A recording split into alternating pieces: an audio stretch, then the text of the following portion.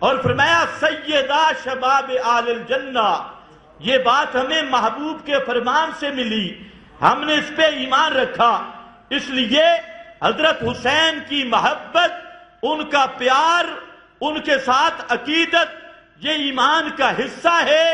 اور حضرت حسین کی محبت حقیقتاً وہی آدمی رکھ سکتا ہے جس کا عقیدہ حضرت حسین والا ہو۔ اور یہ بات میں ببانگے دول ڈنکے کی چوٹ پہ کہتا ہوں کہ اس وقت حضرت حسین کے عقیدے کے ساتھ صرف اشاعت التوحید و سنہ ہی متفق ہے، اور کوئی ایسا فرقہ نہیں جس کا حضرت حسین والا عقیدہ ہو، یہ صرف اشاعت التوحید ہے۔ اور یہ آگے چل کے میں بلکہ ابھی کر دیتا ہوں، رہ نہ جائے۔ آج کسی فرقہ سے پوچھو کہ نبی کریم صلی اللہ علیہ وسلم وہاں مسجد نبوی میں صلاۃ و سلام سنتے ہیں یا نہیں، کسی فرقہ سے پوچھو، یہ نام نہاد للڑ دیوبندیوں سے پوچھو، بریلر سے پوچھو، رافضیوں سے پوچھو، ان آل حدث سے پوچھو، یہ جتنے فرقے پاکستان میں پھرتے ہیں، ان کو آزمانے کا ایک سوال کرو کہ رسول اللہ صلی اللہ علیہ وسلم قبر پر یا روزے پر درود و سلام سنتے ہیں؟ سارے فرقے کہیں گے سنتے ہیں، لیکن اشاعت التوحید و سنہ نہیں۔ یہ عقیدہ لیا حضرت حسین سے کہ امام کائنات محمد مصطفیٰ صلی اللہ علیہ وسلم قبر کے اوپر بھی درود و سلام نہیں سنتے۔ کوئی اور فرقہ ہے تو پیش کرو۔ مختارہ حدیث کی کتاب ہے، مختارہ سنن سعید ابن منصور، کسی ملا میں ہمت و حوالہ غلط ثابت کرے، وہاں پر زین العابدین جو حضرت حسین کے بیٹی، ان کا نام ہے علی بن حسین بن علی، اور لقب ہے زین العابدین۔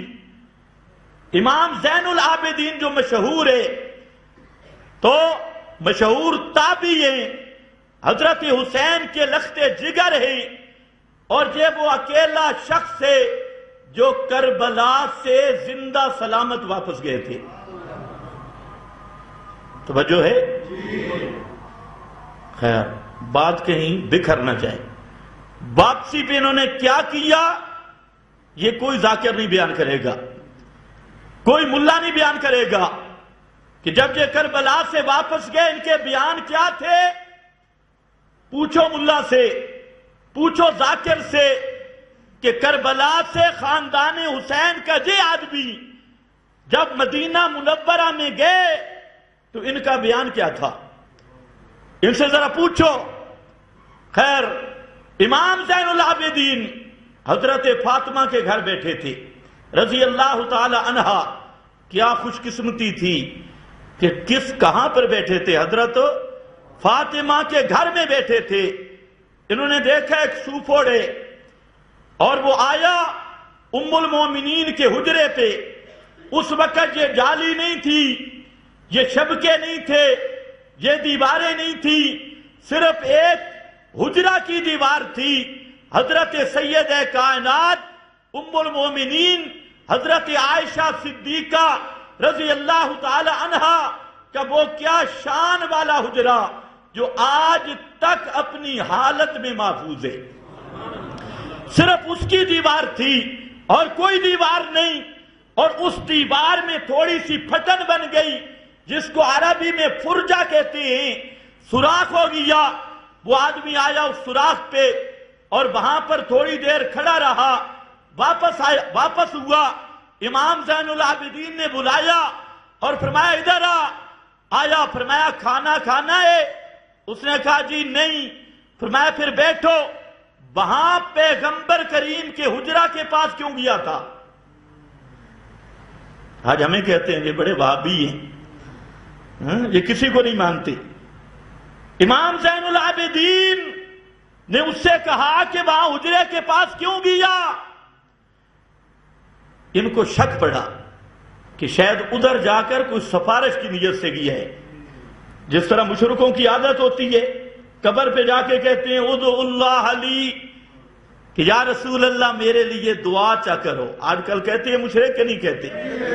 قبر پہ جا کے اس کو کہتے ہیں استشفاء، کہ وہاں جا کے دعا کرواؤ۔ امام زین العابدین کو شک پڑ گیا کہ صوفی کا دماغ تو نہیں خراب، یہ میرے نانے کی قبر پہ کیوں گیا؟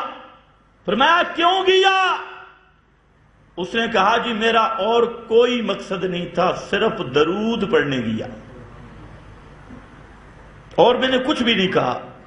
انہوں نے کہا سنو، ما انتم ومن بالاندلس الا سوا، کہتے سن، مجھ سے میرے ابا حسین نے بیان کیا، مجھ سے میرے ابا، بولو بولو، مجھ سے میرے ابا، اور حسین سے حسین کے ابا علی نے بیان کیا، اور علی سے حسین کے نام محمد نے بیان کیا صلی اللہ علیہ وسلم۔ اس کو کہتی ہیں سند۔ زین العابدین یہ حضرت حسین کا بیٹا، اور کہتا ہے مجھے میرے ابے حسین نے بتایا، اور حضرت حسین کو ان کے باپ حضرت علی نے بتایا، اور حضرت علی نے حضرت حسین کے نانے سے سنا۔ لا تجعلوا قبری عیدا، لا تجعلوا قبری عیدا، پیغمبر کریم نے فرمایا میری قبر کو میلہ گاہ نہ بنانا۔ صلو ان صلاتکم تبلغنی حیث کنتم یا تبلغنی حیث کنتم، دونوں طرح پڑھا گیا، تبلغو تبلغنی، مجرد بھی مزید بھی۔ فرمایا کہ پڑھو، جہاں پر بھی درود پڑھو، درود ہے دعا، اللہم صلی علی محمد، اور یہ دعا اللہ کے ہاں قبول ہے، جہاں سے بھی پڑھو اس کا نتیجہ رحمت وہ مجھ تک پہنچ جاتی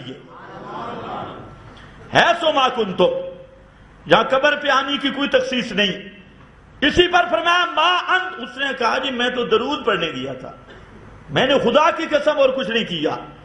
فرمایا ابھی نہیں سمجھ آئی، ما انتم ومن بالاندلس الا سوا، تیرا پیغمبر کریم کی قبر پہ درود پڑھنا اور ایک آدمی اندلس شہر میں کھڑے ہو کے درود پڑھے، دونوں برابر ہیں، نہ قبر سے سنتے ہیں اور نہ اندلس شہر سے سنتے ہیں۔ یہ عقیدہ کہاں سے آیا؟ حضرت، بولو، حضرت حسین سے۔ اس لیے حسینی میں ہوں، جس کا عقیدہ حضرت حسین سے ملتا ہے۔ تو مردوں کے سننے کا قائل اور تو حسینی بن گیا، گیدڑ کہیں کا، تجھے کیا نسبت ہے حضرت حسین سے؟ تو حضرت حسین کے نام پہ لوگوں کو رلا کے پیسے وصول کرتا ہے اور تجارت کرتا ہے۔